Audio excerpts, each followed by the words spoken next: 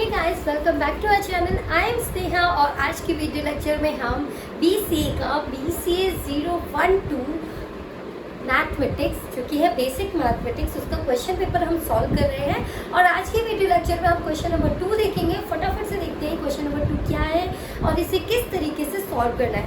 One more request guys, अगर आपको videos अच्छी लगती हैं तो लाइक, सब्सक्राइब और शेयर करना बिल्कुल मत भूला करिए, क्योंकि बहुत मेहनत लगती है। एक 10 और 15 मिनट के वीडियो के लिए भी हमें कई बार 2 आवर्स भी लग जाते हैं।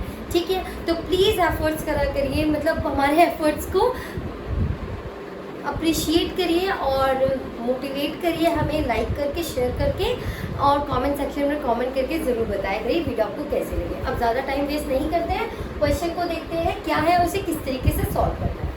तो देखिए, if the first term of an AP is 22. The common difference is -4 and the sum of n term is 64. Find n.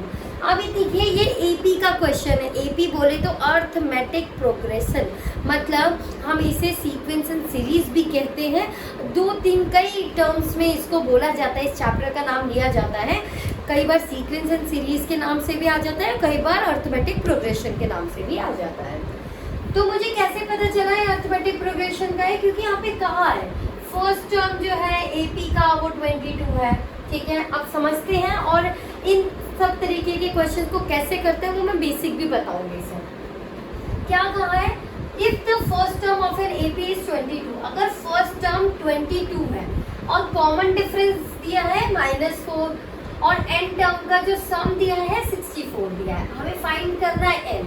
अब देखिए, AP होती क्या है, अर्थमेटिक प्रोग्रेशन मतलब एक सीरीज होती है जिसमें कॉमन डिफरेंस आता है, मतलब जो डिफरेंस आता है उस सीरीज में सेकंड से फर्स्ट नंबर का सारे टर्म्स में वो कॉमन रहता है। ठीक है, जो डिफरेंस आता है वो कॉमन रहता है, उसे हम AP कहते हैं। ठीक है, तो AP कोई एक सीरीज होगी हमारी। AP हमारी बनती है A1, A2, A3, A4, कुछ इस तरीके से n टर्म्स तक सीरीज होती है। ठीक है, अब इसका जो पहला टर्म होता है फर्स्ट टर्म, जिसको हम A कहते हैं, क्या कहते हैं फर्स्ट टर्म को? A। तो हमें A गिवन है फर्स्ट टर्म का, विच इज 22। मैंने यहाँ पे लिख दिया। अब क्या गिवन है, the common difference is -4। Common difference को हम डिनोट करते हैं D से, राइट? तो D हमें गिवन है -4 common difference, and the sum of n term is 64। और जो n टर्म का सम है, सम को हम डिनोट करते हैं SN से। ठीक है, अगर हमें यहाँ पे बताया गया होता S16 का मतलब n दिया रहता, n होता है हमारा नंबर ऑफ टर्म्स। ठीक है, क्योंकि हमें नंबर ऑफ टर्म्स नहीं पता इसलिए हम पे SN लिखेंगे, जो कि कितना दिया है स्टूडेंट 64। क्लियर है आपको ये बात? ये कहाँ से मैंने नोट करा? ये हमें क्वेश्चन में ऑलरेडी गिवन था, तो मैंने क्वेश्चन से ये नोट डाउन कर लिया है। अब देखिए, अगर हमें SN का फॉर्मूला लगा दें, हमें SN मतलब सम का फॉर्मूला पता है। इसका एक फॉर्मूला होता है SN = n/2 bracket 2a + n-1 × t। ये आपको फॉर्मूला लर्न करना पड़ेगा, बिना फॉर्मूला लर्न किए आप AP नहीं कर सकते। ठीक है, तो ये सम का फॉर्मूला है। S मतलब SN होता है हमारा सम, तो ये सम का पूरा फॉर्मूला है। अब हम इस फॉर्मूले में जो जो वैल्यूज हमें पता है हम उन्हें पुट कर देंगे। ठीक है, SN क्या है 64, तो यहाँ पे 64 लिख दिया। n हमें पता है नहीं पता, तो n को एज इट इज नोट कर देंगे n/2। क्लियर है, 2 हो गया। A पता है 22, तो 22 मल्टीप्लाई कर दिया प्लस n-1, क्योंकि n नहीं पता था। D हमें पता है -4, तो -4 यहाँ पे कर देता है। अब देखिए 64, अब ये 2 यहाँ पे डिविजिबल है, तो ये 2 यहाँ मल्टीप्लाई में आ सकता है 64 के साथ, इज इक्वल टू में क्या बचा n। 2 को 22 से मल्टीप्लाई करेंगे क्या होगा 44 प्लस, अब इसको सॉल्व करेंगे इन दोनों को, क्योंकि ये मल्टीप्लाई में है। ठीक है, तो -4 को n से करेंगे तो क्या आएगा -4n, माइनस माइनस होगा प्लस, 4 को 1 से करेंगे ये हो जाएगा 4। क्लियर है? 64 को 2 से, 2 4 सा 8, 2 6 सा 12, 128 हो गया। n का n समझ में आ रहा है? I hope. मैं कुछ नहीं कर रही, मैं बस इन्हें सॉल्व कर रही हूँ। मैं एक एक करके सॉल्व करके भी बता रही हूँ, क्योंकि d डिवाइड में था, जब भी इक्वल टू के दूसरी तरफ जाता है, अगर डिवीजन में है तो मल्टीप्लाई हो जाता है, मल्टीप्लिकेशन में है तो डिविजिबल हो जाता है, राइट? तो 2 यहाँ पे मल्टीप्लाई करते हैं तो 128 आ गया। क्लियर? ये यहाँ पे मल्टीप्लाई करके रखते हैं, इन दोनों को मल्टीप्लाई करके ये हो गया। अब हम सॉल्व करेंगे। 44 और 4 ऐड हो सकता है तो कितना हो जाएगा? 48। देखिए आप सोचोगे 44 और 4 ऐड क्यों नहीं कर सकते? क्योंकि इसके साथ n है, वेरिएबल है। हम कांस्टेंट को कांस्टेंट के साथ ऐड कर सकते हैं, कांस्टेंट को कांस्टेंट के साथ मल्टीप्लाई कर सकते हैं, बट सब्ट्रैक्ट कर सकते हैं। मल्टीप्लाई हम सबको कर सकते हैं, वेरिएबल को कांस्टेंट से मल्टीप्लाई कर सकते हैं, ठीक है? बट सब्ट्रैक्शन और एडिशन सिर्फ कांस्टेंट का होता है। 44 और 4 को ऐड करेंगे तो क्या आ जाएगा? 48। माइनस में बचा 4n, ये दोनों सॉल्व होके आ गया, बचा क्या? 4n। क्लियर है? 128 इज इक्वल्स टू, अब भाई n को इससे मल्टीप्लाई करना होगा, 48n हो जाएगा, माइनस n को 4n से करेंगे तो 4n 2 बार मल्टीप्लाई हो रहा है तो क्या हो जाएगा? n square. जब भी कोई चीज 2 बार मल्टीप्लाई होती है तो वो हो जाता है उसका स्क्वायर। सपोज 2 को 2 से मल्टीप्लाई किया तो हम 4 भी लिख सकते हैं और हम 2 का स्क्वायर भी लिख सकते हैं। क्लियर है? जब भी कोई चीज 2 बार मल्टीप्लाई होती है तो उसका स्क्वायर बन जाता है। क्लियर? अब आप देख रहे होंगे ये क्वाड्रेटिक इक्वेशन बन रही है। क्वाड्रेटिक इक्वेशन होती है हमारी ax square plus bx plus c। अब देखिए x स्क्वायर की टर्म भी आ रही है, x भी आ रहा है, c भी आ रहा है, बस x की जगह क्या है? n। c क्या होता है? हमारा कांस्टेंट। ठीक है? ये हमारी क्वाड्रेटिक इक्वेशन बन रही है। इतना इजी क्वेश्चन नहीं है, थोड़ा सा कॉम्प्लिकेट होगा तो थोड़ा समझना भी पड़ेगा और 2 बार भी समझना पड़ सकता है। ठीक है? अब हम इसे अरेंज कर लेंगे अच्छे से, क्योंकि ये माइनस में है, हमारा n हम इस क्या चाहते हैं? प्लस में रहे, तो हम इन सबको इस तरफ शिफ्ट कर देंगे तो ये इधर जाएगा तो -4n का क्या हो जाएगा? +4n square. ये प्लस में था तो ये -48n हो जाएगा। ठीक है? एक और काम कर सकते हैं, वेट अभी बताती हूँ। 128 हो गया, इज इक्वल टू में क्या बचा भाई? 0, क्योंकि सब कुछ तो उधर लेके चले गए तो बचे क्या? 0। अब इन सब में आप देख रहे होंगे सब में 4 कॉमन आ रहा है। कैसे? 4 की टेबल में 4 आएगा, 4 की टेबल में 48 जा सकता है, 4 की टेबल से 128 जा सकता है, तो मैं 4 कर लूंगी कॉमन। ठीक है? तो यहाँ क्या बचेगा? n square. यहाँ क्या बचेगा? 48 को 4 से डिवाइड करेंगे, 4 1 जा होता है 4, 4 2 जा होता है 8, तो कितने जा होता है? 12। क्लियर है? 12 और साथ में n बचा, प्लस 128 को 4 से डिवाइड करो, 4 3 जा 12। ये मैं तो माइंड से कैलकुलेट करके ये कर सकती हूँ, बट आपको समझाना है इसलिए मैं यहाँ डिवाइड करके दिखा रही हूँ। 4 2 जा 8, तो 32 इज इक्वल्स टू 0। अब देखिए ये जो 4 है ये क्या है? इन सब से मल्टीप्लाई में है, तो ये 4 जब इधर आ जाएगा तो ये जब 0 से डिवाइड होगा तो वो 0 बन जाएगा। तो इक्वेशन हमारे पास बनेगी n square minus 12n plus 32 is equal to 0। Clear है? ये हमारी इक्वेशन बन गई। अब हमें इस इक्वेशन को सॉल्व करना है। क्या करना है? हम लोगों को इस इक्वेशन को सॉल्व करना है।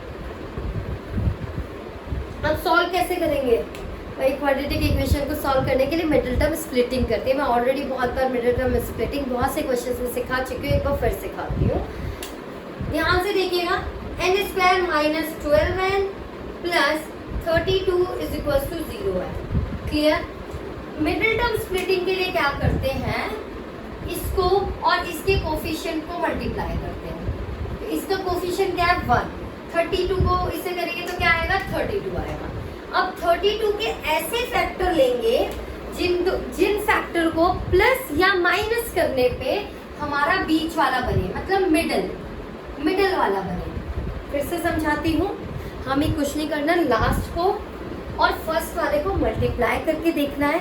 जो भी वैल्यू आती है उसके ऐसे टेबल निकालनी है कि जिन दोनों को प्लस करने पे और माइनस करने पे, या फिर प्लस करने पे या माइनस करने पे बीच वाली टर्म आ जाए।